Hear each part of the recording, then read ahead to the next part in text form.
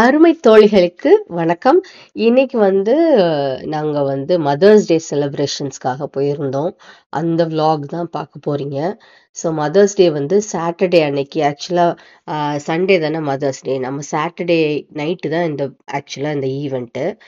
நைட்டுன்னு சொல்றத விட ஒரு ஈவினிங் ஒரு 3 o'clockல இருந்து ஸ்டார்ட் ஆயிடுச்சு. ஸோ நாங்க கொஞ்சம் சீக்கிரம் போயிட்டோம். ஆக்சுவலா ஒரு பெர்ஃபார்மன்ஸ் பண்ணியிருந்தோம். ஒரு மதர்ஸ் டேக்காக ஒரு டான்ஸ் பண்ணியிருந்தோம். ஸோ அதனால கொஞ்சம் சீக்கிரம் போற மாதிரி இருந்துச்சு.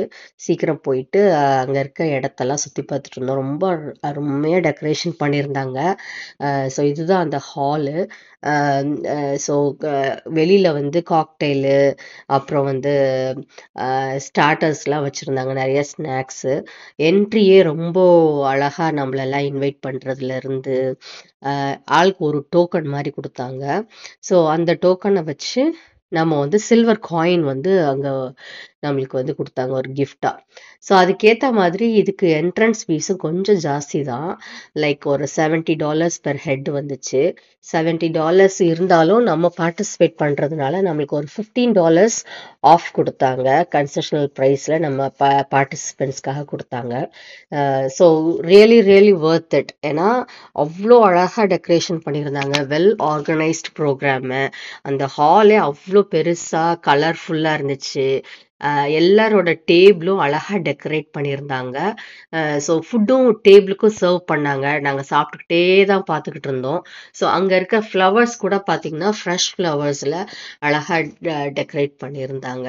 ஸோ நாங்க கொஞ்சம் சீக்கிரம் போயிட்டதுனால அங்க இன்னும் மக்கள்லாம் டெக்கரேஷன்ஸ்ல ஈடுபட்டு இருந்தாங்க. ஸோ அதெல்லாம் பார்க்கறதுக்கு ரொம்ப நல்லா இருந்துச்சு.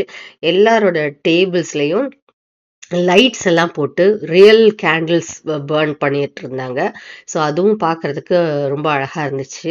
ஏன்னா ப்ரோக்ராம் டயத்துல எல்லா லைட்ஸ் எல்லாம் ஆஃப் பண்றப்போ அந்த கேண்டில்ல இருந்து வர லைட்ஸ் பார்க்கறதுக்கே ரொம்ப எப்படி அங்கங்க நட்சத்திரங்கள் ஜொலிக்கிற மாதிரி இருந்துச்சு.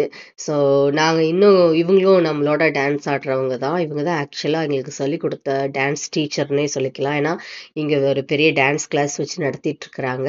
ஸோ நாங்க 2 பேரும் கொஞ்சம் சீக்கிரம் வந்துட்டோம். இன்னைக்கு கான்செப்ட் என்ன அப்படின்னா த கிரேட் இந்தியன் வெட்டிங் தான் அந்த ஹோல் ஈவெண்ட்டோட கான்செப்ட். ஸோ எல்லாருமே வெட்டிங் அவுட்ஃபிட்ல வரப்போறாங்க. இந்தியாவில் டிஃப்ரெண்ட் ஸ்டேட்ஸ் இருக்குது. டிஃப்ரெண்ட் ஸ்டேட்ஸ்லயும் டிஃப்ரெண்ட் நம்மளுக்கு எல்லாமே செப்பரேட். நம்ம பேசுற லாங்குவேஜ்ல இருந்து அண்ட் உடுத்துற உடையில இருந்து பொண்ணுங்களுக்கும் டிஃப்ரெண்ட்டு, பசங்களுக்கும் different. Every state has its own unique அவுட்ஃபிட்ல. ஸோ அதனால அவங்கவுங்க இந்தியன் வெட்டிங் அவுட்ஃபிட்ல வர சொல்லியிருந்தாங்க. நான் வில்லேஜ் ஸ்டைலில் நம்ம கொசும் வச்சு கட்டுவோம்ல அந்த காலத்துல.